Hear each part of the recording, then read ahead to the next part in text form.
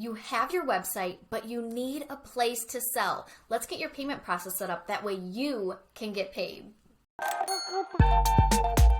Okay, so we're at the back end of your website. Here's what you're going to want to do. Click Commerce, scroll down to Payments, and then boom, you will see Stripe and PayPal there. These buttons, instead of saying Manage, they will say Connect. Obviously, I'm already connected. So PayPal is super easy to set up. If you already have a PayPal business account, you will click the Connect button that will be right here.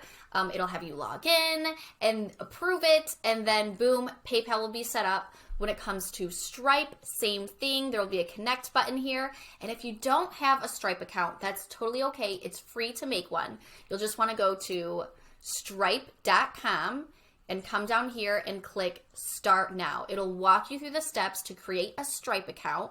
And then once that gets approved, you'll come back over here, click the Connect button, and then boom, you are ready to accept payments and set up your shop. I do suggest connecting both of these because your customers will have different preferences on the payment methods they want to use, and you want to make your website as user-friendly for the customer as possible. Another thing to keep in mind is both PayPal and I almost said Instagram. Look who's on Instagram too much.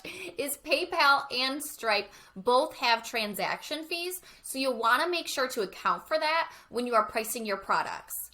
If you have any questions and Google isn't of any help, I'm just a message away. Be sure to check out my other tutorials on Squarespace to help you create blogs, landing pages, mobile editing, and all that good stuff.